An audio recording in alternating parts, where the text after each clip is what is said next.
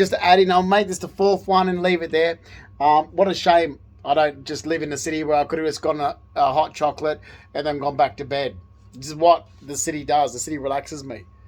So, but I'm in a 24-hour city environment right now.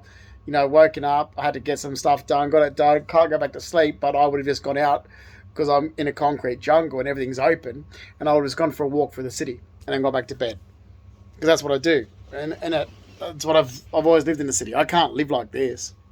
Or I would have just gone and jumped on the train, probably gone down to George Street, get a hot chocolate from McDonald's there on George Street, or Wynyard. Wynyard actually does the best. Wynyard's not as trashy.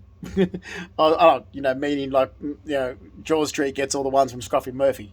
So from the pub, and Scruffy Murphy's always goes to George Street, so I go to Wynyard, and I go and get a hot chocolate at Wynyard if everything else is closed, or if if I'm in the Cross, I go down to Hernandez Cafe used to always be 24 hours. I used to get a good hot chocolate there. They were good, thick Spanish or Italian style hot chocolates, and then go back to bed. So I would have gone back to sleep 2 hours ago if I was able to do that. So if I'm in a city, I don't have any sleeping problems or anything like that because I'm in an environment that suits me and it's relaxing. It's never been any different.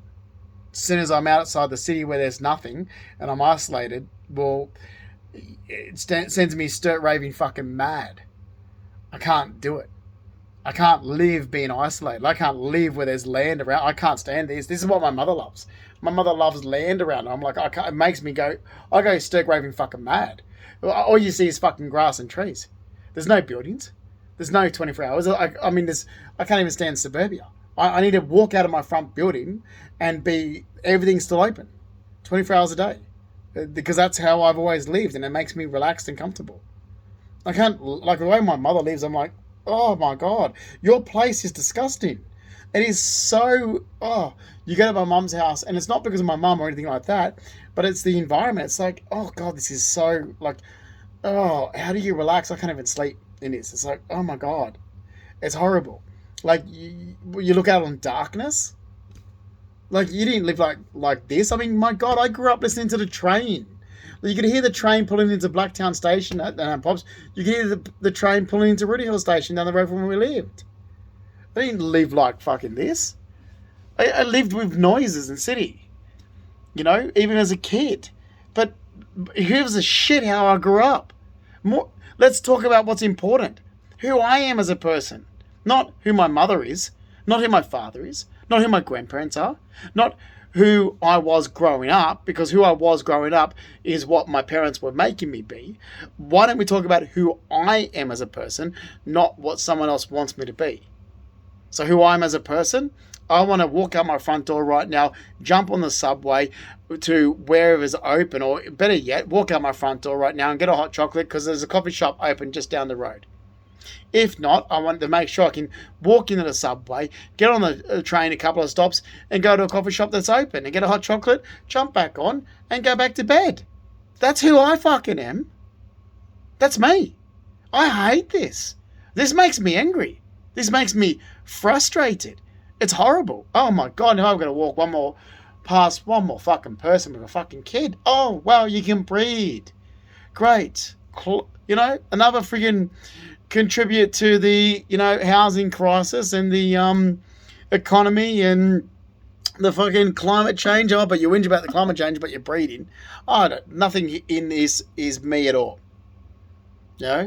Nothing. And it's been like it for 9 years. Oh, America's only fine with me when I'm in New York. I'm comfortable there. As soon as I'm outside New York, I fucking hate it. Oh, before you loved America. No, I never said that. I love New York. And not because it's New York. You could call it, I don't know, you could call it Little Tokyo. I don't care. Call it whatever. Get exactly what New York is. Concrete jungle with skyscrapers, 24 hours, dirty, old industrial city built, hundreds of years ago. Well, skyscrapers built over 100 years ago. Get that, put it anywhere else in the world exactly the same, and I'll be comfortable. Well, actually, not anywhere else. It's America. that makes me comfortable, because the water makes me comfortable there. The smells make me comfortable. The accents, growing up, I grew up watching baseball, so that makes me comfortable, because I can go to a 24-hour fucking pub in America and sit down and get wings and a hot chocolate and be watching baseball right now if I can't sleep. Seriously, I could literally walk out my front door, jump on the subway, know where there's a 24-hour pub open, or an eatery in Midtown, sit there, get a bowl of chicken wings and a big hot chocolate, and there's be baseball on the screen. That's relaxing for me. That's who I am. So I don't give a shit who my fucking mother is. I don't care what her favourite fucking band is. I don't care what she likes, what she dislikes. She's changed her lifestyle so many times. I mean, I liked who she was in the 80s before she got with the crowd that she's with now. I liked her friends when she was friends with the late Diane Shellback. I thought Diane was fantastic. She did everything for Mum. Christ, Diane, Carol forgets. Diane didn't have to travel all the way from Mossman, Carol, to Rudy Hill to visit you, but she did. Diane and Ian Shellback went all the way from Mossman to come to the suburbs to go to your parties and your family functions, and they fucking did. They did. These people who adored you, that you forget these people. Fuck off. Just fuck off. You want to suck up the asses of the fucking deadbeat losers you live around. I don't care. I think they're fucking wankers. Go back there and, hi. It's just as bad as fake as I've got to be to these people that live in the area where I am. Same shit. Walk past people I can't stand. Hi, oh, you had a baby. Oh, great. Walk off to the fucking, bus or the train, whatever, going, oh, fucking hell, there's 5 minutes I can't get back after that conversation. What a nightmare. You know what I liked more?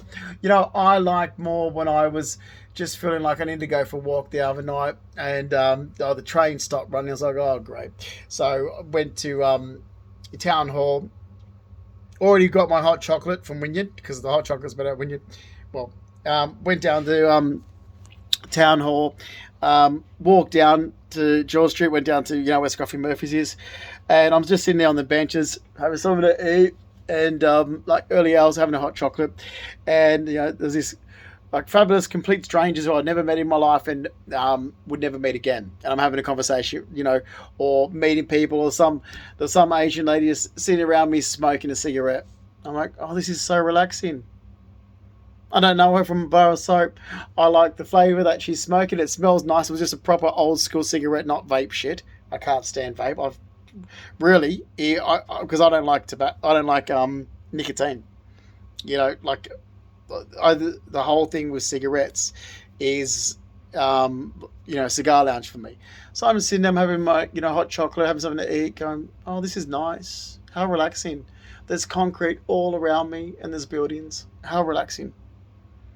And then I decided to jump on the tram because I didn't feel like walking the block to Park Street, and I was like, this is so nice. I'm just down here and I could walk a couple of blocks up the Park Street to get the bus, but I'll just jump on the tram. Jumped on the tram, got off at Park Street, walked up to just miss my bus, and I'm like, oh no, please be every 10 minutes, and it wasn't. I got there, walked across the road to Park Street where I was meant to catch my bus.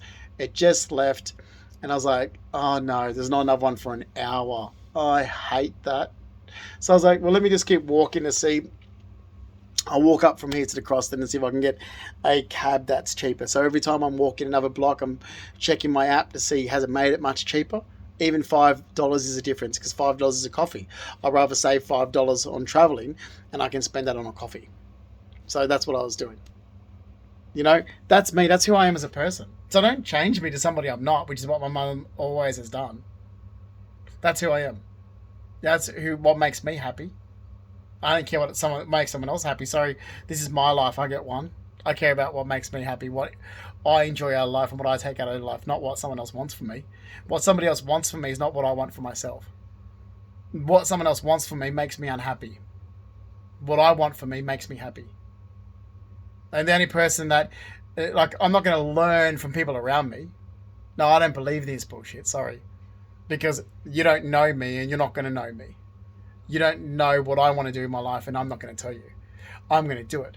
But I'm going to live where I'm going to be happy, and I'm going to study and do what and I know what makes me happy: my money, my assets, my car, my apartment, my living home environment in the city. Then I get back to my studies. Then I get back to my work. Then I get back to this. So I don't need you, and I don't need you interfering. I don't need you to make friends with me, and I don't want to know you. And diversity, I don't believe in diversity. Get fucked. I don't care. So yeah, separate to this, I'm going to pin that because I've had enough conversations with that, and I'm just going to say, when I saw a really good opportunity. Oh, sorry.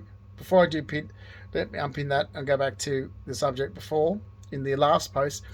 I can't stand vape. I wish it was because I can't stand the smell of it, the stickiness of it, whatever these oils are, whatever this crap is. It is disgusting. It makes me sick. But I do love cigar lounge environments. So I can't stand someone smoking a cheap cigarette because to me it's an addiction. Oh, you've got to smoke every day, so you're addicted. But if you sit down and have a cigarette that's relaxing, like you're having, you don't eat chocolate every day. You have it as a special occasion, so you're not going to eat some cheap chocolate. You're going to eat something nice that's got flavour. Yeah, that's what I like. That's who I am. So people that do vape or has vape or vape oils or anything like this that goes onto clothes, it goes on your skin, it really makes me sick. I don't believe in cannabis. I don't believe in cannabis oil. I believe cannabis should be a criminal offence where it still carries a jail sentence of 2 years, which is what it was. I can't stand CBD, THC, melatonin crap. This is all this new fandangle stuff that government's just trying to make money out of. It's like, put those people on an island somewhere. Thanks. I don't like that. But I do like cigar lounge environments. I do like people smoking and so forth. I don't like addictions. So if you're addicted to smoking cigarettes, then we're not going to go along. But if you choose to smoke a cigarette or cigar because just like you want to sit down and have a nice cup of coffee because you don't need, you're not doing it as an addiction, or a nice chocolate. Like, you've gone to a chocolatier and you've bought a selection of three chocolates that are beautifully handmade from a chocolatier. You've got that instead of a massive big kilo of chocolate like these fat fucking losers eat that are addicted to chocolate. It's like, you're not addicted to it. You're sitting down having something to enjoy. So if you're sitting down having a nice cigarette to enjoy, nice tobacco, nice pipe tobacco, a nice cigar, that's who I am. Okay. But if you're sitting down having a cigarette because you're addicted to it and you need it, like some loser, like my mother thinks everybody's like her, a deadbeat loser, then we're never going to get along. Ever. So I can't stand that type of shit. I mean, this vape stuff that people have. Oh, I walk past it and I'm about to vomit. It does something to me. It makes me angry. It makes my skin feel horrible. It's oh god. I don't know how it's legal. It's liquid drugs. It's like, oh my god, you put that goes on the ground, that goes on my skin, that goes on my clothes. I can't get it out. It's a chemical that's going to affect me and my health. Where you're smoking a nice cigarette, it's like, but that's not really affecting me right in public. You're just smoking tobacco and it's going up in the air, but we're outside. It's not like it's really affecting me, like these oils and vapes and shit do. All right, so let's go back to what I was saying. So with all these other lies about me, yes, I don't have an addictive personality. Never been addicted to anything. Like I can go weeks without having a coffee, which I have. I enjoy having coffee, but I really get annoyed when I have a shit coffee. So, one thing, like, you serve me a crap coffee and I won't be going back to your cafe. Or be waiting till another barista comes along. That's better. So anyway, that's who I am as a person. Can't stand people that have addictions. Won't ever affiliate with people that have addictions, or had addictions in the past, because we won't ever get along. We will argue, because I won't ever accept your understanding or your reasoning, but you don't have these addictions anymore. I'm just like, no, sorry, but you still had them. So you're just some low-life scumbag like my stepfather. But he gets, like Carol's ridiculous behaviour. My mother's a loser. My mother's a loser. I'm sorry, my mother is a deadbeat loser because she just carries on with makes up bullshit about crap, and everything that she has is always related to her second husband's family. She's an idiot. Like as soon as she opens her mouth, it's like, oh god, no wonder her father used to get a migraine every time he saw her face. She's a fucking idiot. Oh, everybody has this, and she makes up shit. Oh well, Dad was like this. It's like, no, Pop wasn't like that. You used to set Pop off the same as you do everybody, Carol. Pop wasn't like that. Pop just couldn't stand you. That's it. Pop was nothing except pissed off that you ever come anywhere near him. Just like I can't stand you. Just like most people actually would really know you can't stand you. There you go. So yeah, they're not anything except they just don't want anything to do with you. They can't stand you. You are the problem, Carol. Oh, and then she would come. She goes, she was coming down to my apartment smoking all the time, like every 5 minutes. And saying, "Oh, what are you trying to make up now? Oh, that you're addicted to cigarettes and tobacco. Oh, what are you trying to do now, Carol? What little games are you playing? Oh, you're involved with these drug and alcohol rehabilitation people again. That she was as soon as she moved to Tamworth, and oh, her little attention-seeking groups she gets involved in. So, so I look at these people that like my mother, and I'm like, oh God, you're not much substance. So yeah, like she was like, and it's like, why are you smoking every second? Even when you did smoke, it was like you sit down, you have a cigarette. Like, you make up this shit. Oh, oh, it's the nicotine. I need the nicotine. It's like, no, you don't. You just make up this shit. Like she just does things for like that for attention. Because Marianne doesn't. Like, what are you gonna say? Like you make up some shit about Marianne again, or Robin Childs. Yeah, Robin Childs is a fucking alcoholic. She's a loser, but that's because you socialize with those people. It's the people that you socialize with. So, if Robin didn't socialise with the people that she socialised with, and this is exactly what her father, Red, said, that it's the group that she hung around. If she hung around these people, she would be normal.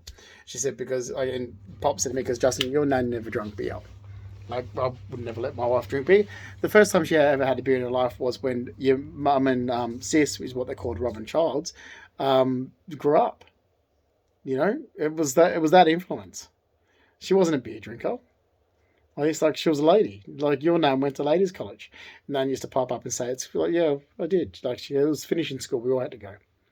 And Nan was smart aleck. I don't know if this is true or not, but she was a smart aleck. She's turned around. She goes, I used to carry a book on my head. Like, oh, Nan. But anyway, enough of that, because that's not what I want to do in this video. But what I wanted to say, and I'll do it at the end, so it's not right through. So people have to watch it to the end. Yeah. As per the last video, so yeah, I did deliberately record Belinda Jeffries, and everybody that I looked at and thought, okay, Walter Kennard, nice guy, like him. He just showed his hand on where he gets his drugs from, and so forth as well. Like a connection to Belinda Jeffries, and I'm like, oh, Walter Kennard. Oh God, yeah. Mate. Oh, we all look different, mind you. I mean, like, yeah, he looked different when he was younger too, very thin. I looked different when I was very thin, and we all get fat and look different. I liked Walter Kennard. Belinda Jeffries introduced me to him in 2016. I thought, oh, that's a good connection to have.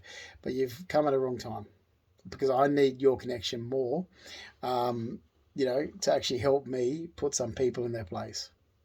So if you want to help me, then you can, we're all going about this the wrong way. Because there's some wrong information that's gone around. There's wrong information that Belinda Jeffries has got. We're in 2016, and I need somebody to actually help me with some situations going on. More helping me forcefully.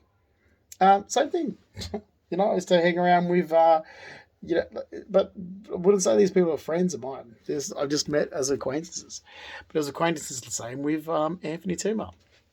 This is an acquaintance to have because, well, you've shown me what you get up to. It's cool, fine. You and Belinda Jeffries do what you want, and whatever. I'm loyal to you. But when I turn around and say, this is what's happening towards me, if you're not going to be loyal and turn around and go, let's stick up for Justin, then why would I be loyal to you?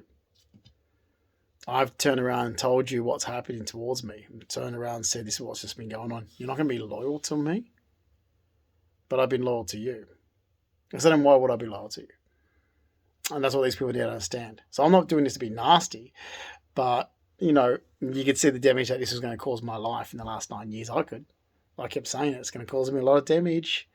So when I turn around and say, oh, you know, Linda Jeffries, and I'm looking at the people that she evolved into my life, introduced me to, I was like, okay, look, but this is what's going on. You've got your own opinion or assumption or projection, what you think my life is or was or whatever. It's not. And this is what's happening towards me. I need your help to fix it. So, fix it. You want to help? I'm telling you. You don't? Then why was I loyal to you? So I don't be loyal to you anymore because you're not loyal to me. So, Belinda Jeffries, Anthony Toomer, and even Walter Kennard. I mean, you know what I've seen. You know, like Walter Kennard, his friends Monty, Belinda Jeffries, Anthony Toomer, you know, their friend Rush. So I'm loyal to you, but you're not loyal to me. So then I would stop. Why would I continue being loyal to you? I would stop. You know, it's a very slippery slope when you're not loyal to a person that's loyal to you.